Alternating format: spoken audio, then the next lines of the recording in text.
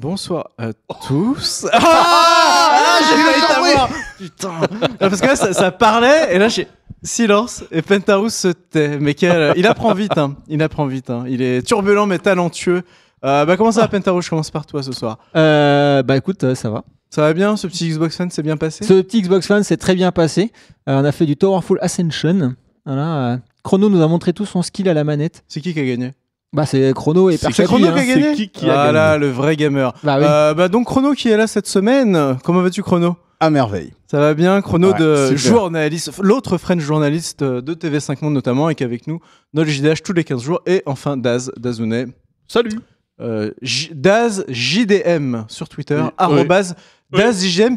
Peux-tu nous expliquer d'où vient ce pseudo Daz JDM? Ça vient de Japanese Domestic Market. Parce que j'étais à l'époque Chez un Nissan, tuner de Nissan Skyline. Non, c'est pas vrai. Ça vient du journal du Mac. Eh oui, un site défunt. Car Daz était c'est là-bas que j'ai commencé, anciennement sur ce site. Avec le journal du geek et tous ces trucs-là. Exactement. Voilà, c'était on fait ma un jeunesse. bisou à toute l'équipe du journal 2 qu'on connaît bien et qu'on apprécie.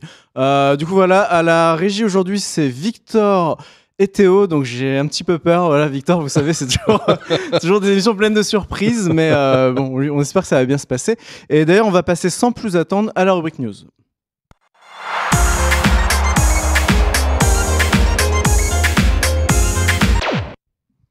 Et voilà, j'essaie de le surprendre, mais il était au taquet, Victor. Bien joué. Avant d'attaquer les news, il y avait un truc que je devais faire, car chose promise, chose due, on avait promis de faire gagner cette magnifique Mega Drive, n'est-ce pas, d'une valeur de 30 €.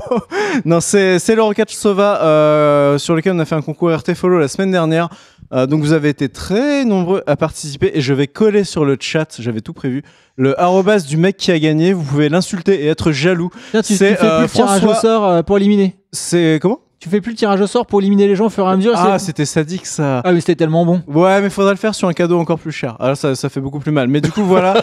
Donc c'est BLD François Boulard qui a gagné ce magnifique combo clavier, tapis de souris, etc. pour glander dans le canapé en gros. Et puis avoir à bouger son cul sous son fauteuil. Est-ce que la modalité de tirage au sort est disponible sur le site avec toutes les conditions? Avec huissier de justice, bien sûr. Non, en fait, je fais gagner mes potes. C'est comme ça que ça se passe à chaque fois. Donc bravo François. C'est ce que je voulais entendre. On se voit après pour le chèque. On commence avec les news de Pentarou, le French journaliste, et qui va nous parler des processeurs Kabyles. Ah oui, processeurs Kabyles, les meilleurs. Team Kabyle, hein, forcément. Du coup, l'Algérie, la Cannes, la Coupe d'Afrique des Nations. De toute façon, je m'en fous du foot. Donc, le jour où il y aura un Kabyle en NFL, tu m'entendras en parler. Par ici, il a sorti quoi. Ok, vas-y. Ouais, mais aux As du foot, donc je m'en fous. Voilà, donc il y a les Skylake X et les Kaby Lake X qui arrivent. Vous savez que le X, moi j'adore quand il s'agit de processeurs. Il s'agit de prendre son pied. Voilà, avec plein de cœurs, justement. Voilà. Et donc ils ont été annoncés. Donc il y aurait 6 à 8 cœurs pour les Skylake. Et il y aurait donc 4 cœurs pour les Kaby Lake, qui en fait sera des Kaby Lake X, mais d'entrée de gamme. Voilà. Alors là, je commence à m'y perdre déjà. Parce que les processeurs X, d'habitude, c'est ceux qui sont très haut de gamme. Oui. Et là, tu me parles des processeurs Intel avec un X à la fin qui maintenant vont être entrée de gamme. On va plus rien comprendre. Quoi. Bah, je sais, c'est un peu compliqué. On comprend déjà plus rien. Voilà, c'est un peu compliqué, mais en fait, justement, j'y viens parce que le X va disparaître en plus. Oh non, voilà, c'est ça qui va. Il n'y a plus jamais de X. Voilà, c'est fini. C'est les Russes, ils ont dit pour procréer, il faut plus de X, donc ils ont supprimé les X. Et donc en fait, les versions. C'est une blague interne. Oui, une blague que peu de gens peuvent comprendre, mais bref, c'est pas grave. Donc 4 cœurs pour les Kaby Lake qui seraient donc du X en entrée de gamme. Et les versions X n'auront enfin plus de GPU intégré. Parce que moi, je suis absolument contre coller des GPU dans les processeurs. Enfin, c'est tellement débile. Mais il y a des gens qui jouent pas. Il y a des gens qui ont pas de Il y a des gens qui jouent pas, ils veulent juste un processeur mais les pertes sont quand même débiles. Bah, c'est nul, mais ça affiche l'écran, quoi. Enfin, ça affiche le bureau. Bah, tu te prends 1050 pour 100 € maintenant et ça fait plus le taf. Mais là, c'est gratuit. Mais ça prend de la place pour des transistors qui pourraient servir à mettre plus de cœurs. C'est ça que je veux dire. Le véritable intérêt, tu dis c'est gratuit, mais le véritable intérêt, ce serait qu'effectivement le prix baisse en conséquence. Bah, c'est vrai, quoi. C'est vrai. Du coup, les nouveaux, donc il y aurait un TDP plus élevé, donc une consommation forcément plus élevée, hein, c'est du X dont on parle, et il y aurait, attention, un nouveau socket LGA 2066. Et ben voilà. Voilà, c'est-à-dire que tous ceux qui ont acheté un LGA 1151 ou un 2011 V3, en se disant c'est bon, j'ai un 2011 V3, je vais pouvoir mettre du X dessus en Kaby Lake ou en Skylake. Et ben non, mon gars, t'es niqué. Et comme souvent, de toute façon, Intel doit bien faire plaisir à Asus et MSI. Ouais, c'est pas si choquant que ça non plus. Nouveau processeur, nouvelle carte mère. Non, bah non, arrive, non. C'est pas choquant, mais c'est un peu chiant quand même. Ouais, c'est moi, un peu chiant. Dans ce cas-là, ils peuvent toujours prendre les processeurs de gamme K, les 7700K, c'est ça? Eux, ils fonctionnent sur les cartes mères. C'est les Z270 là qu'il faut pour les nouveaux K maintenant. Tu parles des 6800K, eux ils fonctionnent par exemple sur du 2011 V3, le 6700K fonctionne sur du 1151. Moi je pensais que les 7700K etc. qui sont les nouveaux Kaby Lake marchaient sur les cartes mères. Non, il faut une carte mère avec un chipset Z270. Ouais. Alors, il n'y avait pas une histoire que ça marchait quand même, mais que tu n'avais pas toutes les fonctionnalités. Ouais, c'est ça, oui, mais voilà. Oui, mais donc ça marche. Dépenser de l'argent pour avoir un truc qui fonctionne à moitié, je suis désolé. Tu verras, c'est des jeux d'instruction mytho marketing. Dans les faits, ça change pas grand-chose. Mytho marketing, tu te fous de ma gueule ou quoi? Dans les faits, ça change pas grand-chose. Va dire que le VT Insight, moi, je vais ramener Krakou dans cette émission et tu vas voir. Tu vas voir, il va te casser la gueule. Écoute, la menace. Avec plaisir. Et du coup, ces nouveaux processeurs ne seront plus vendus en tant que X, mais en tant que K. Voilà, donc fini. J'ai rien compris. Dans le chat, qui a compris quelque chose? Les vrais ont compris. Voilà, je ne parle qu'aux vrais. Les vrais savent. Les vrais savent. On a le visuel et qui est revenu à l'écran. Aussi, parce que résume-nous les autres, ça en 3 phrases. En fait, ils vont sortir des 6-8 cœurs, en fait, nouvelle génération. Ils vont sortir un 4 cœurs hyper overclockable, en fait, pas cher d'entrée de gamme. Et ils vont plus s'appeler X, ils vont s'appeler K. D'accord. Et du coup, est-ce qu'il y aura des versions normales qui remplaceront les K ou bien est-ce que les K vont rester K? Les K vont rester K et tu auras des nouveaux K en plus. Donc la gamme des K va s'étoffer. Donc ça sera du K par K pour les K. Oh là là, magnifique. Et donc sur les X vont coûter... du Studio 404, excuse-moi. Et donc les X restent au top, reste la gamme la plus chère et la plus Les prestigieuse. X vont rester pour les anciennes architectures. C'est-à-dire les Broadwell, par exemple, le 6950X, lui va rester X. Par contre, les nouveaux qui arrivent, ça sera plus des X, ça sera des K. Il n'y aura plus jamais de X. Non, il n'y aura plus jamais de X. On peut jamais dire jamais, mais en tout cas, là, pour les Skylake, Kaby Lake, a priori, il n'y aura plus de X. Ça dépend des cas, j'ai envie de dire. Est-ce qu'ils justifient ça? C'est Intel, ils s'en foutent, ils ont le monopole. Depuis quand ils doivent se justifier? Voilà, et alors, par contre, ce qu'ils disent, c'est qu'a priori, ces processeurs-là seront meilleurs marché que le 6950X, mais on en reparlera un peu plus tard. Bon, on enchaîne sur Nvidia, cette fois, avec Pascal. Oui, alors Pascal, justement, Pascal qui annonce Volta. Mais sans l'annoncer parce qu'en fait ils vont pas sortir de la Volta tout de suite. C'est ça qui est beau en fait. C'est que du coup il y a un refresh de Pascal avant l'arrivée de Volta a priori. Je dis bien a priori. C'est pas confirmé mais c'est à dire que Volta c'est la nouvelle architecture. Pascal égale les GeForce 1000 quelque chose, 1050, 1060, etc. 1080. Exactement. Volta la prochaine génération. Et là on va voir un truc entre les deux. Exactement. Donc c'est des cartes TI. Justement, en général, c'est des ils cartes ont fait TI. comme Intel, c'est-à-dire qu'en fait les cartes qu'on aura dû nommer TI, ils vont les appeler a priori 20XX. Donc tu aurais par exemple une 2070 c'est bâtard. qui serait comme une 1070 Ti. Oh, c'est bâtard. Alors ça c'est très... Ça, c'est dégueulasse. A priori, après c'est des rumeurs, Ouais, on verra si ça se Ils font comme confirme ou pas. AMD et les dernières 70 quelque chose avant de passer sur Donc les du R coup, quelque chose. il y aurait donc des cartes avec des fréquences plus élevées. Toujours pas de HBM2, mais plus de GDDR5X dans les cartes, parce qu'il y a des cartes qui actuellement ont de la GDDR5 mais pas de la GDDR5X. Alors on rappelle que la DDR5 c'est la mémoire actuelle qui est sur toutes les cartes graphiques. La DDR5X va beaucoup plus vite, c'est celle qui est sur la Titan X tout à fait. notamment. Et la 1080. Et on espérait la HBM, la HBM2 qui est la mémoire la plus craquée du moment mais qui coûte une fortune. C'est ça. Et donc qui est encore peu répandue et du coup on l'a toujours pas. Et donc a priori ça arrivera je pense pour Volta. Donc il y aurait plus de cœurs CUDA. Et donc par exemple la GTX 2070, qui sera en fait pour moi une 1070 Ti, aurait 2048 cœurs contre 1920 pour la 1070. La GTX 2050 aurait 768 cœurs contre la 640. Et la 1080 Ti pourrait sortir en tant que 2080 Ti. Même pas en 2080, mais pour sortir en tant que 2080. Donc en gros, c'est des petits boosts de 10-15%. Exactement. Voilà. Ouais. Mais ce qui est trompeur, en fait, c'est quand tu passes à 1070 à 2070, quand tu connais pas grand chose, tu te dis c'est la génération suivante. Alors qu'en fait, c'est juste un petit refresh. Exactement. Donc bon. Et voilà, donc ça va encore perdre tout le monde. Comme d'habitude, c'est vraiment. Mais comme quoi le fait de se renseigner sur le hardware, parce que c'est quand même des trucs qui coûtent assez cher.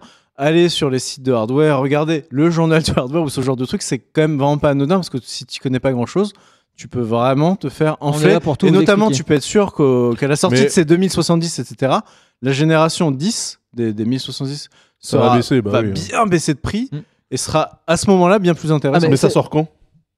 Peut-être là, mars-avril, on sait pas, mais. Ça risque d'arriver. Je pense que ça va sortir quand le renouveau d'AMD arrivera pour leur couper l'herbe sous le pied. C'est exactement ça. C'est ça. Dès que les AMD vont sortir, ils vont faire tiens, boum, boum, boum, et voilà, fini. Donc c'est une série 10 1.5. Pimpé, ouais, c'est ça. 2.0 pour le coup. Après, là, c'est de la rumeur toujours. On est en train de les tuer. C'est de la rumeur. Attention. C'est de la rumeur, sauf que en tant que French journaliste, je veux prévenir le public en leur disant n'achetez pas, limite, attendez un peu, si vous pouvez attendre 2-3 mois, voir ce qui se passe. Parce que ça serait con de claquer du pognon pour une 1070 maintenant, si t'as en fait une 1070 Ti qui arriverait, tu vois, dans 3 mois, quoi. Donc, ça dépend de l'écart de prix aussi. Ça dépend des prix, parce que maintenant, des 1070, t'en trouves aussi à 400 balles. Mais justement, si tu peux acheter après, t'as 1070 30% moins cher parce que la nouvelle est sortie. Tu resterais sur de toute façon, ça fait des économies, quoi. Très bon conseil, Pentad. On enchaîne sur le Raspberry.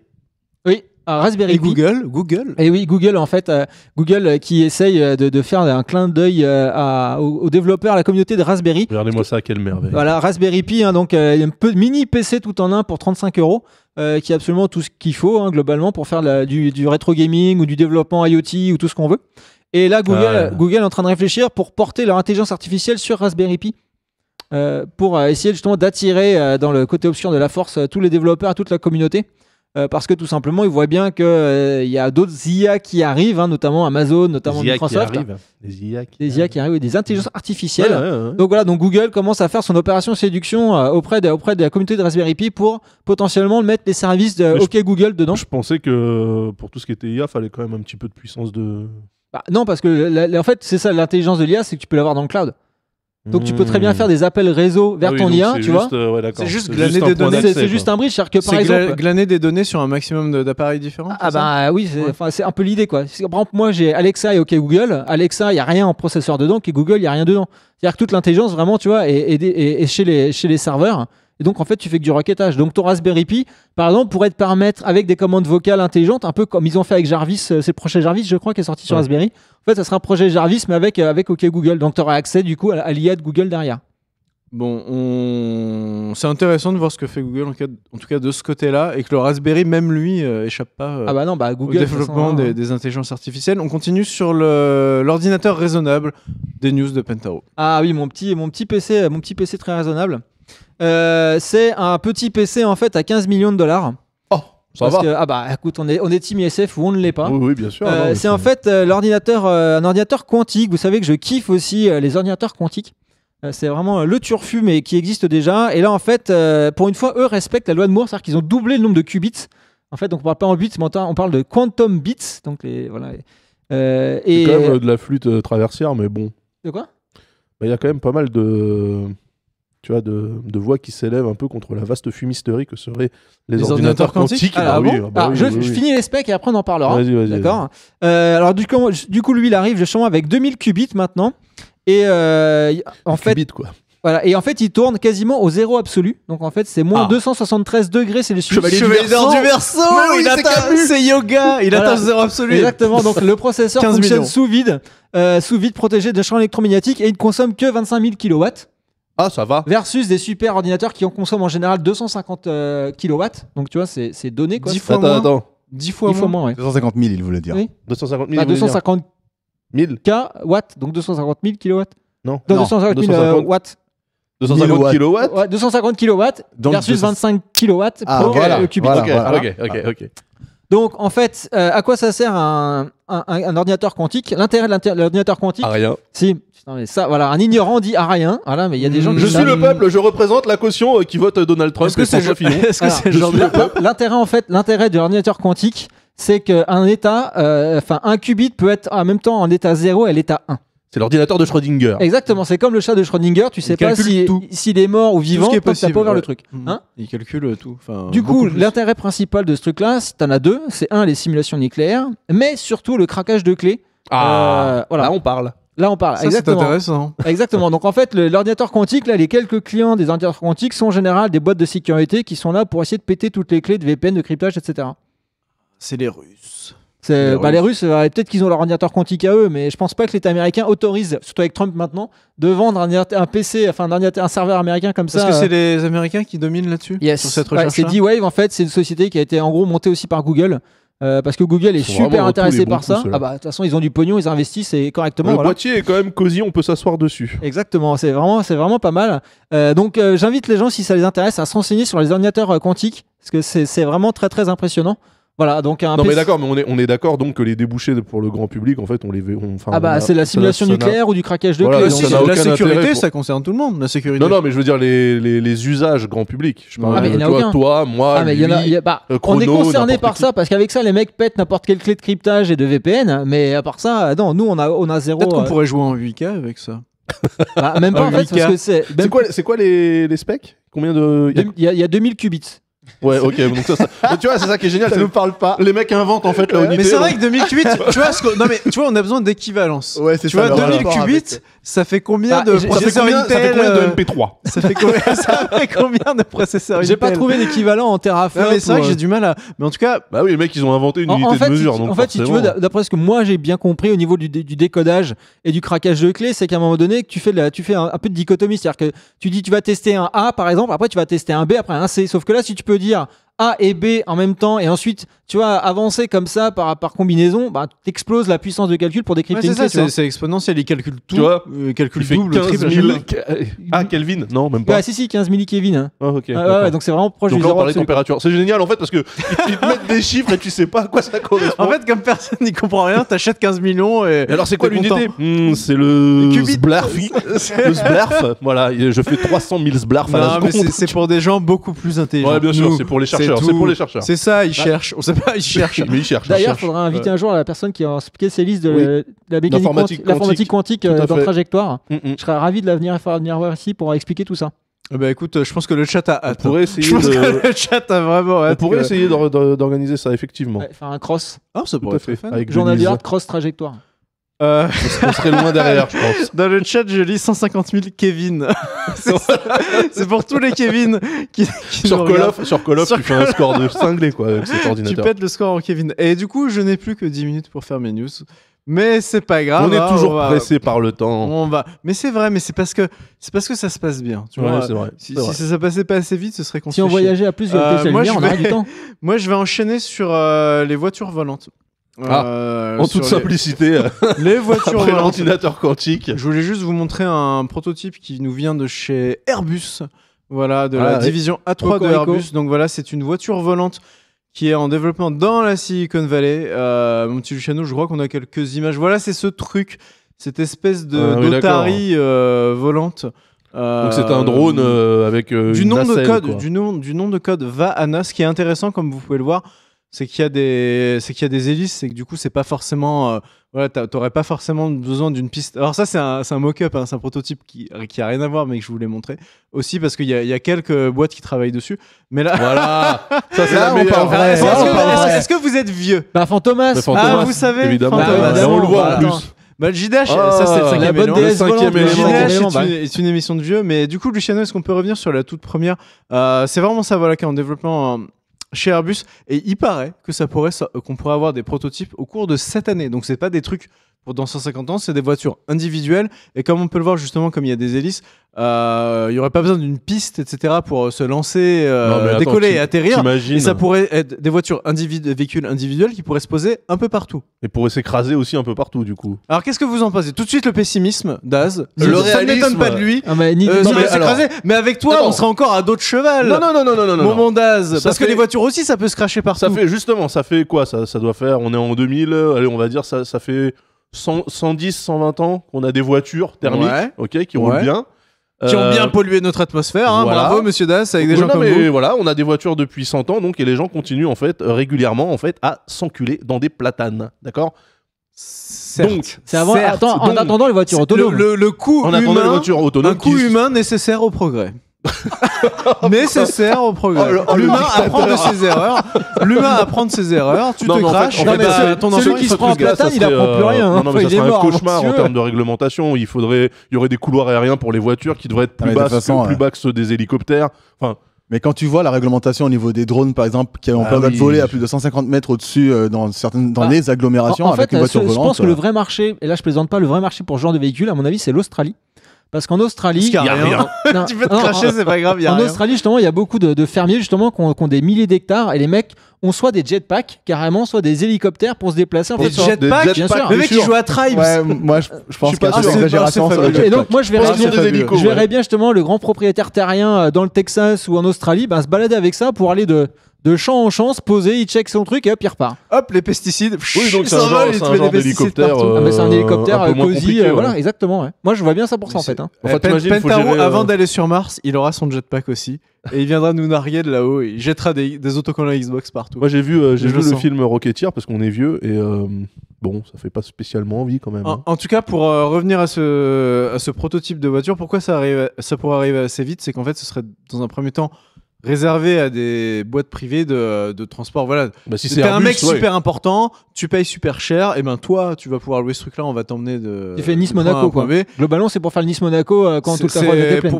Pour des gens super friqués. Non, mais c'est juste le remplacement, ça peut être le remplacement des hélicoptères. Ça, j'y crois, tu vois. Un truc un peu moins complexe parce que le Uber de Monsieur Millionnaire. Voilà. Un truc comme ça pourrait être cool. Ça pourrait être quelque chose. D'ailleurs, il me semble que tu peux déjà. Il y a déjà des services d'hélico, non? Oui, bien sûr. Tout à fait.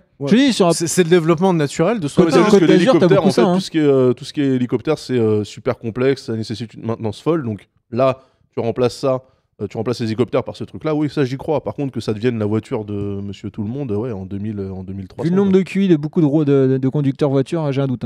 Impossible. Je vais enchaîner sur mon petit channel. Je vais pas faire dans l'an. Je vais aller sur la mort des télé 3D. Ça, je voulais en parler. Vous avez sûrement vu passer. Vous avez sûrement vu passer les news cette semaine, mais les morts 3D, on peut dire que c'est fini maintenant. Là, aujourd'hui, les nouveaux modèles qui vont sortir chez Sony et LG. Alors voilà, on revoit Avatar. Pourquoi? Parce que l'ambassadeur. Vous vous souvenez de ce film? C'était complètement l'ambassadeur de la 3D. C'était, il me semble, arrêtez-moi si j'ai dit, je suis pas un grand cinéphile, le film le plus cher de l'histoire à sa sortie. C'était un film. C'était donc James Cameron. Le film valait ce qu'il valait, tu vois, il y a des gens qui ont trouvé que c'était un navet, d'autres qui trouvaient que c'était passable. Voilà, bref, c'est pas le sujet. Un peu nul quand même. Il a pas détrôné Titanic. C'était Pocahontas dans l'espace. Il me semble. Ouais. C'était Pocahontas dans l'espace, en gros. Et du coup, c'est ça. C'est le film qui a fait le plus de revenus. Il a coûté cher, mais il a rapporté. Il a détrôné Titanic et tout, je crois. Il a battu pas mal. Et du coup, voilà, donc Avatar est sorti, c'était l'ambassadeur de la 3D. La 3D arrive au cinéma. Tout le monde se dit, mais si je veux avoir Avatar en Blu-ray aussi 3D, il va falloir que j'achète une télé 3D. Tous les constructeurs s'y sont mis. C'est devenu complètement la norme, c'est-à-dire qu'en fait, au bout d'un moment, les télés n'étaient pas forcément plus chères parce qu'elles étaient 3D. Tu vois, toutes les télés de qualité qui sortaient étaient aussi 3D, du coup, c'était inclus dans le package. Quand tu achetais ta télé, tu avais aussi tes lunettes. Et finalement, force est de constater que, voilà, Pentaro, toi et moi, on a des télés assez haut de gamme, on l'utilise pas forcément. Moi, ma télé est 3D, honnêtement, je l'ai même pas essayé. Moi, je l'ai essayé sur Halo 2 avec ma Xbox One, tu vois. Alors en fait, ça faisait une fausse 3D, mais ça était sympa en fait. Mais tu vois, c'est sympa un quart d'heure. Après, tu dis bon, c'est bon, ça sert pas à grand chose. C'est l'effet waouh, tu vois, que tu présentes ta télé. De toute façon, tous les trucs qui nécessitent un périphérique en plus pour être utilisable, c'est voué à l'échec, surtout sur une télé qui est, tu vois.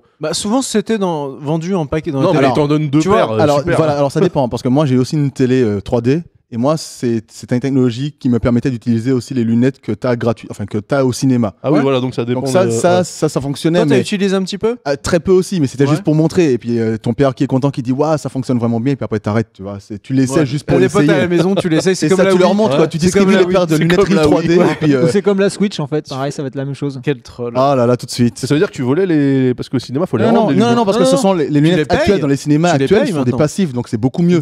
Avant, tu vas jamais au cinéma. Avant, c'était les grosses lunettes rouges dégueulasses là, actives, et depuis pas mal d'années maintenant, c'est quasiment que du passif. Il faut pas quand même les rendre. Non, tu les achètes, c'est 1 euro. Est-ce qu'on peut montrer celle par qui tout est arrivé, mon cher Luciano? Je parle bien évidemment de la 3DS. Voilà, j'avais mis le visuel quand même parce que la 3DS, si je dis pas de bêtises, c'est 2008. Non. C'était encore dans le jeu vidéo à l'époque. Ah non, c'est plus tard que ça. C'est plus tard que ça. C'est arrivé encore après. C'est après la 3D. C'était en 2009. Donc je dis n'importe quoi, mais en tout cas, celle qui a vraiment enclenché la tendance a aussi backdashé en premier, car Nintendo, ils ont sorti d'une part la 2DS entre temps. C'est-à-dire qu'en fait, peu de temps après, ils se sont dit bon, en fait, on s'en fout, et en fait, ça fait mal aux yeux des enfants. Tout le monde désactive. Donc en fait, on va vendre une console moins chère, on va supprimer tout ça. Et 2011, voilà. Et en plus, Nintendo a ensuite très très très peu communiqué sur la 3D. Je sais pas si vous vous souvenez des récents spots Nintendo, des jeux 3DS, on voit le jeu, point barre. De toute façon, montrer de la 3D, plus jamais été un argument. Dans un spot télé, un an après, c'était fini. C'est pas possible. Tu peux pas montrer la 3D à la télé. Tu peux pas le faire.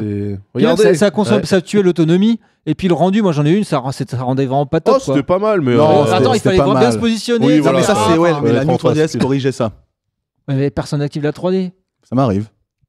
Moi, je l'ai mis un tout petit peu. Je l'ai mis un peu au début, mais ouais. Après, ça m'a saoulé. On va terminer Luciano dernière news avec. On va rester chez Nintendo. Hein, avec quelle transition, n'est-ce pas? Avec la Switch. Sachez que la Switch, il y a une sorte de mini tempête dans un verre d'eau. Je sais pas trop ce qui s'est passé, mais moi, le premier, je l'ai tué la console quand j'ai entendu le prix. Je trouvais que c'était trop cher. C'était 330 €. Après, c'était 349 € chez Amazon. Et finalement, elle a perdu 10 € tous les jours en fait après sa sortie. Et la Switch est désormais, on peut le voir, à 299 € chez Amazon et la Fnac. Donc tu gagnes 30 €. Prix d'appel. C'est-à-dire qu'en fait, d'une part, moi je l'ai acheté quand tu gagnes 30 €. J'en ai acheté. Démonstration. J'en ai acheté 3 quand elle était à 350 €. Et là, tu l'as avec Zelda. Donc je viens de gagner 150 € là. Parce que là, tu l'as avec Zelda. Je viens de gagner 150 €, donc je vais redépenser 150 € dans un produit. Enfin, vous connaissez le raisonnement. Non, je vais arrêter de saouler les gens avec ça, mais c'est comme ça qu'on s'enrichit. Et du coup, 300 balles qui devient un prix presque raisonnable, j'ai envie de dire, pour la Switch. Je sais pas si c'est le prix. C'est le prix auquel vous attendiez, vous. Ouais. Moi, c'était 299 € vraiment. Sous la barre des 300, quoi. Ouais, prix psychologique. Alors, il y a débat là-dessus parce qu'avec Ed Mogard, on en parlait quelques jours avant, et lui, il attendait carrément 249. Il pensait que c'était 249. La Switch, ça reste une tablette. Ça reste une tablette. Après, on l'a montré avec de la technologie dans les Joy-Con, avec le socle, avec voilà. C'est quoi la dotation de base? C'est les 2 Joy-Con, le socle et... T'as les 2 Joy-Con, le socle... Et pas de jeu. Et pas de jeu. Donc, que nous dit le chat? Si ça avait été 299 avec un jeu du chat, est-ce que 299 € maintenant pour la Switch, ça vous semble raisonnable? Un 2 Switch n'est pas inclus dedans, alors qu'en fait, qui va acheter 50 € pour un 2 Switch, quoi? Ouais, ça, je pense qu'ils vont faire un cadeau, en fait, en disant à la sortie, regardez, comme on vous aime, un 2 Switch est désormais offert.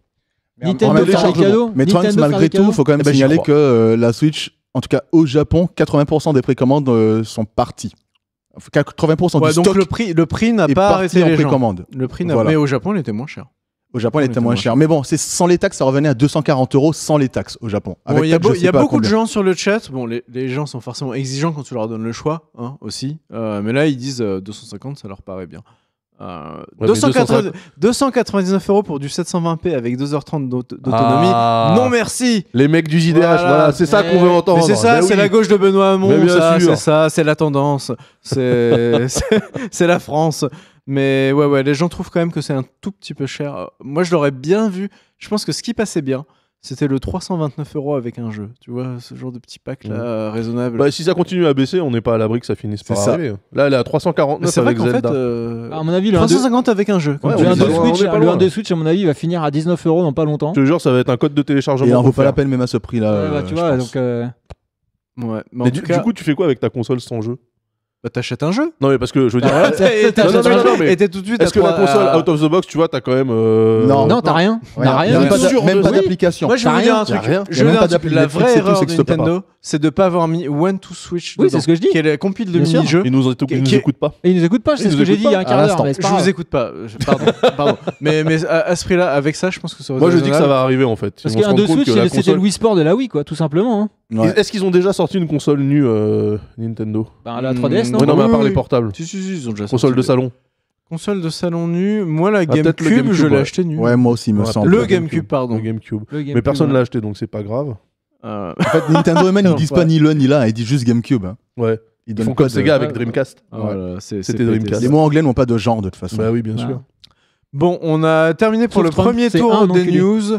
Pentaro est encore en train de parler, c'est normal. Et on marque la petite pause. Il y a la pub Grosville qui arrive, ne la ratez pas. Et on se retrouve juste après pour les news de Chrono et Daz. À tout de suite. Ciao.